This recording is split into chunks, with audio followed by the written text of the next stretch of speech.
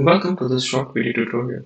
Now that you have installed Analyser and its components, the purpose of this video is to show you all with small example how to use this application. Now without further delay, let me show you my desktop and launch the application. Now, double clicking on the dummy analyzer will launch the application. Let me pull this to the screen here.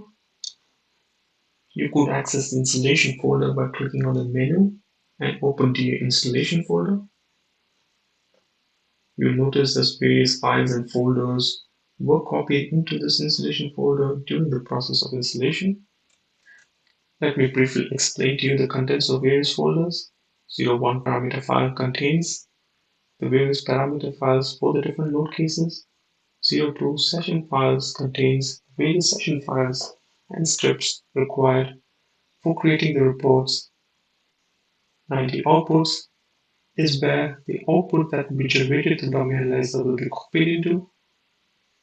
These three folders we need not go into much detail as you would rarely be using them during your day-to-day activities, as well as with Python. This is a portable installation of Python and all its dependencies combined into this folder. You could at any time uninstall Dummy Analyzer and all its components by using this exe. Let's get into Dummy Analyzer and increase the number of tested tools since we have two tests to compare.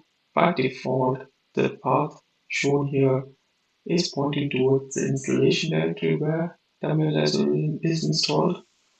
You could change this path by clicking the checkbox and changing the folder to where your crash data is present, but I will leave it as is because the trial data is at the installation folder and I would like to use this trial data for my analysis.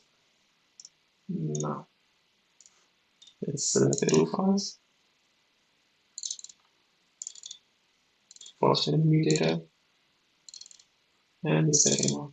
You will have noticed that the pop-up came up two times because we selected two tests, and the pop-up always begin at the directory that was mentioned here.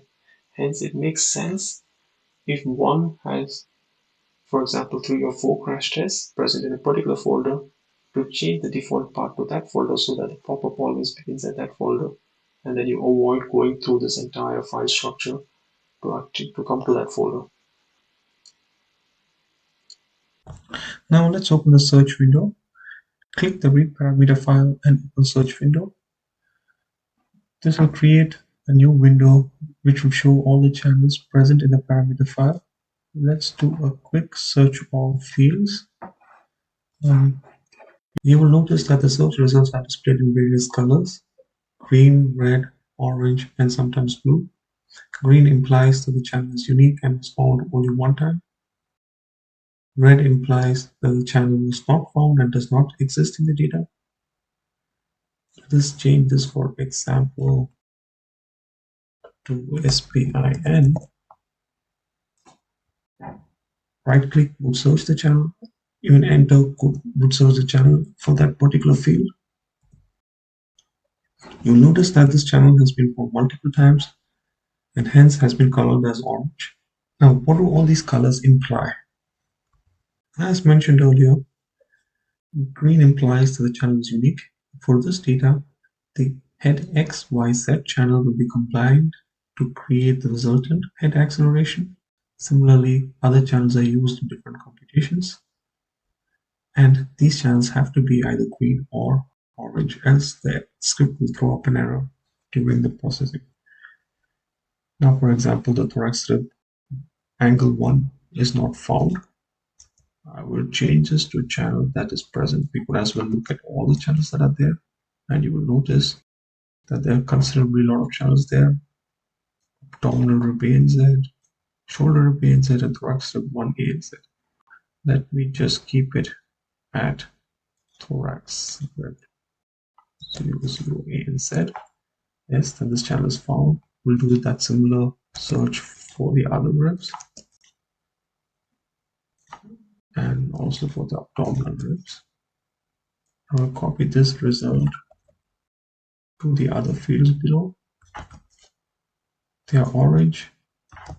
That doesn't matter since In each field, the X, Y, and Z components are taken respectively. Pubic forces is not present in the data. I could do a complete search, but this is not present in the data.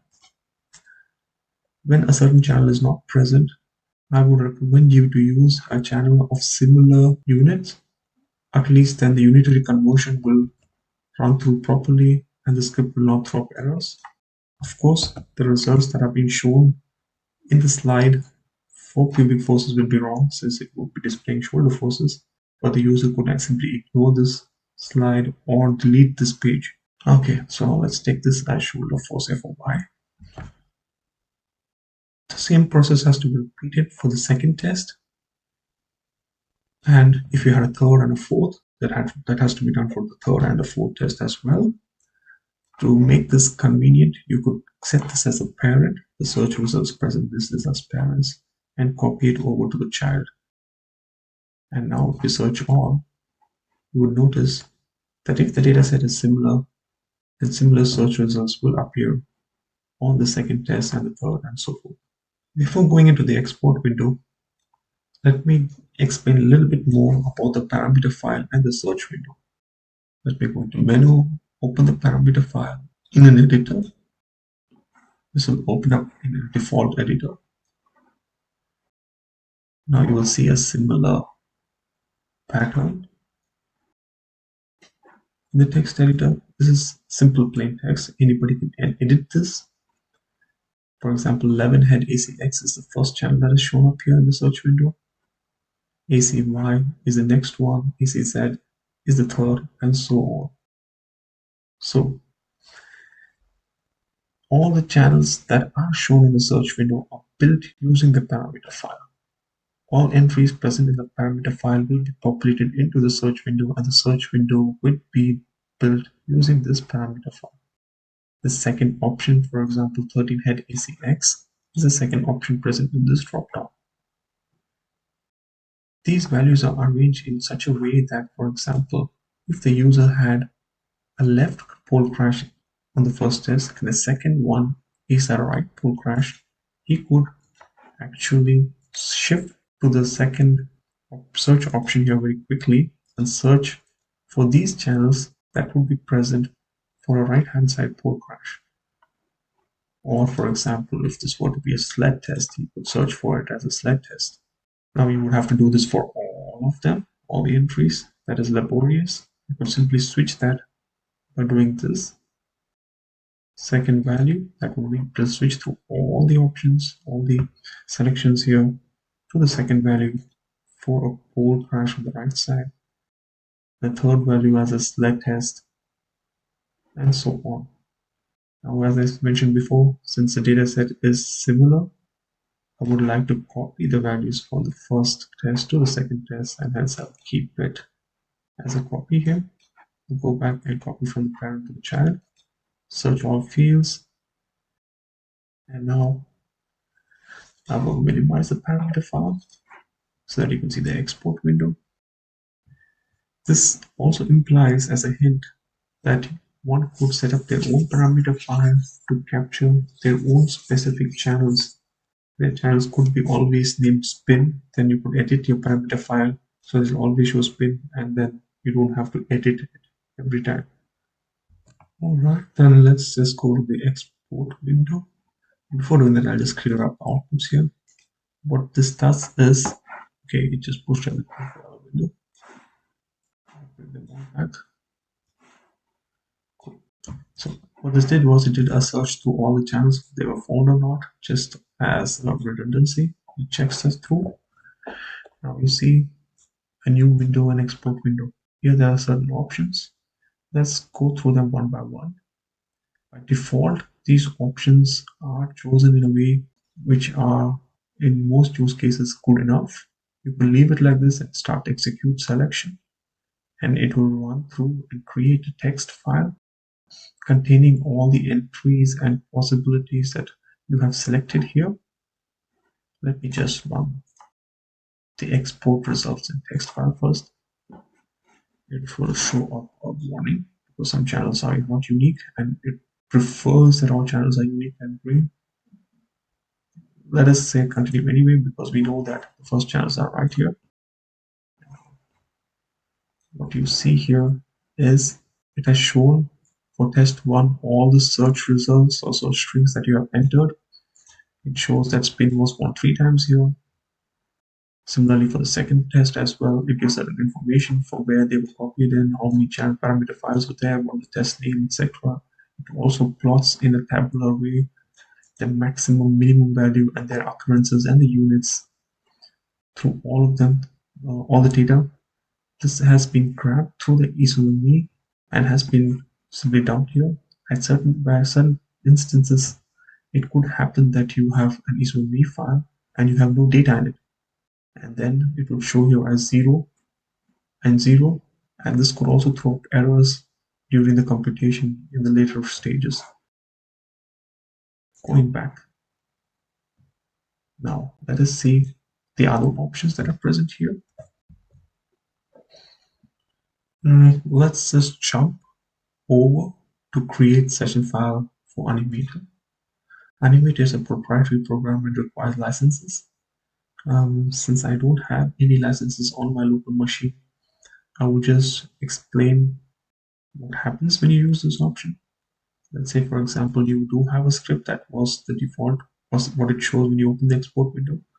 Say you have a script which is used to evaluate the dummy, and if you execute the selection, once again it pops up certain things saying it's not unique and it's could be wrong. If yes, when you click enter and continue anyway, it creates a session file gathering all the information of the channels, filter classes, etc., and binds it with a script which is also present in Analyser to evaluate this further with Animator. For me, in this case, it is opening it in a text file. But if in your case, if the SES is default open by Animator, then it will run in Animator and create a PowerPoint report.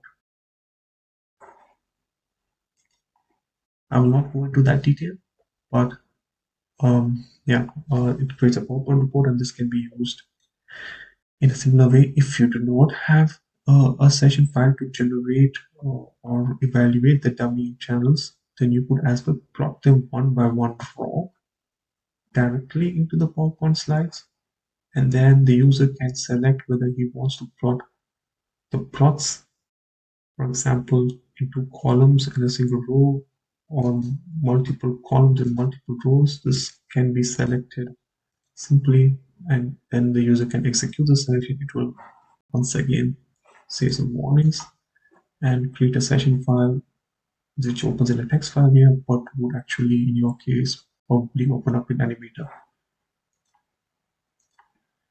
Now let's go into the second part. Create a Python file for HTML report. By default, when you open the export window, these are the options that it will, or this is the option that it will show you, that a Python file exists, and you can use this to generate the report. Let's see what happens if you execute this. Once again, throws a warning. Let's continue anyway. And in a window, it opens up a command line and converts this notebook, what it has generated. It has made a Jupyter notebook. It would convert this and create it into HTML. It has opened up in the other window, and you would see a report with all the contents showing the dummy values tabulated as per the regulation R135. Return back to the contents and look for the euro end cap, or as well scroll below and see the other results with plots. You could go to specific values. For example, we said pivot forces was wrong here.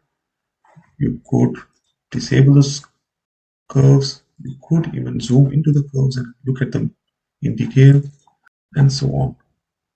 It is of course possible to edit this HTML. I'm not going to go into the details of this, but it is readily possible to do that. All the files available to generate this HTML are also copied into the folder. Let me just open it and show it to you. As mentioned previously, this will be copied onto the output folder with the test name, with the date and timestamp. And you will notice multiple timestamps because we did this through exporting the text file, exporting the session file, etc.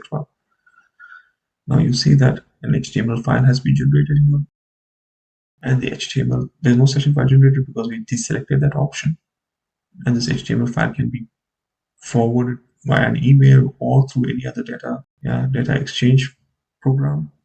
It also exports the data frame. The data frame is this table.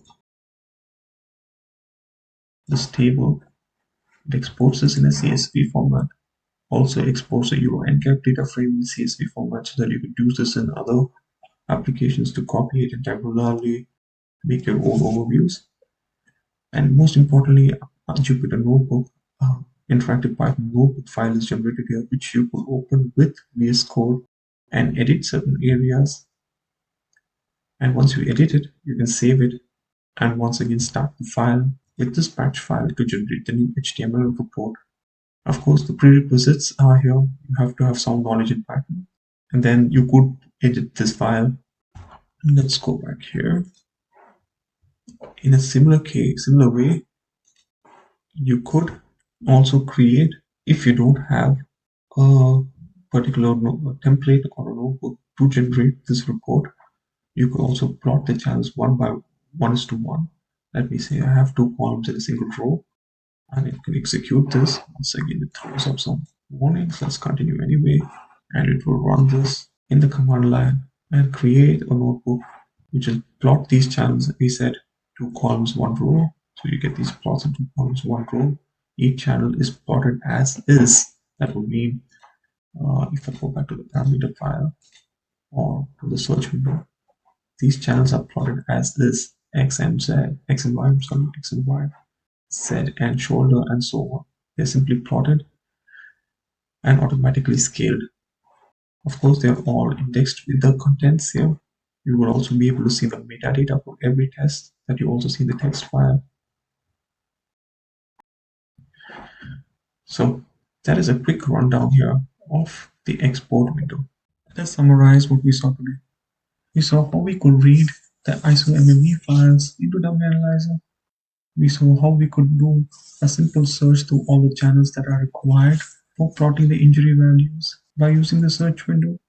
And then we understood the various colors that were shown in the search window. We also saw how we could export various results out of the export window. For example, we could export metadata that are present in the ISO file directly to text file, or we could generate an animated session file and use the session file to create a PowerPoint report of the dummy injury values. We also saw how we could exploit Python to generate an HTML report. In this option, we saw how IPyNB or Jupyter Notebook file is created and how this Jupyter Notebook file is then used to create the HTML report. We have reached the end of the video, and I thank you all for watching this video. Please don't forget to like this video and leave comments in the comments section below. Thank you. Have a nice day.